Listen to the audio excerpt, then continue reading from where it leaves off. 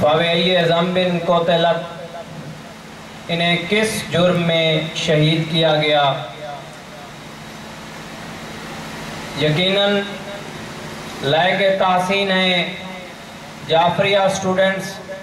Organization Pakistan Dera Ismail Khan division کے divisional صدر، ان کے جنرل سیکرٹری برادر سید عامر اور دیگر احباب، جن جوانوں نے اپنی زحمتیں، محنتیں اور کوششیں کر کے اس عظیم کانفرنس کی کامیابی کے لیے اپنی محنتیں کی، اور یقیناً لائق تحسین ہیں وہ سارے احباب، علماء کرام، شیعہ علماء کونسل کے عہدیداران، جنہوں نے دامنے درہنے سخنے ہر حوالے سے ہمارے ساتھ تعاون کیا اور بچوں کے سر پر شفقت کا ہاتھ رکھ کر یقیناً ایک شفیق باپ ہونے کا ثبوت دیا۔ سب سے پہلے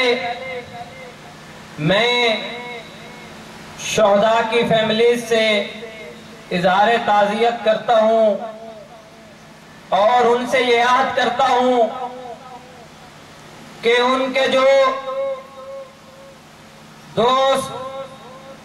ان کے جو خاندان کے لوگ شہید ہوئے، ہم ان کے ساتھ ہیں۔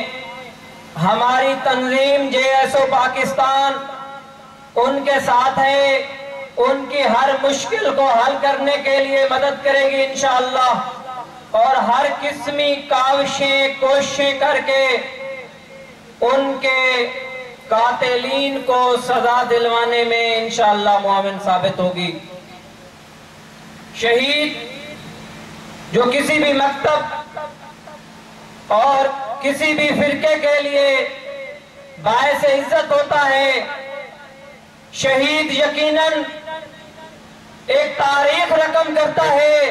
کسی بھی مکتب کے اندر، اور الحمدللہ ہم اس مکتب سے تعلق رکھتے ہیں، ہم اس نظام سے تعلق رکھتے ہیں، ہم وہ نظریہ اپنے پاس رکھتے ہیں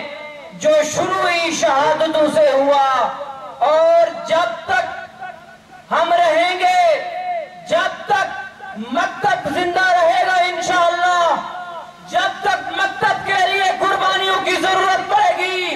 تو ہمارے ملت کے جوان، ہماری ملت کے جوان، ہمارے ملت کے بوڑھے، ہماری ملت کی مائیں، ہماری ملت کی بہنیں کسی بھی قسم کی قربانی دینے سے دریغ نہیں کریں گی انشاءاللہ۔ اور قائد ملت جعفریہ کے سامنے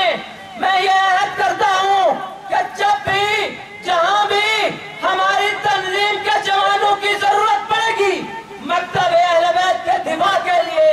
مکتب اہل بیت کے سسٹم کو چلانے کے لیے، اس نظریے کو بجانے کے لیے،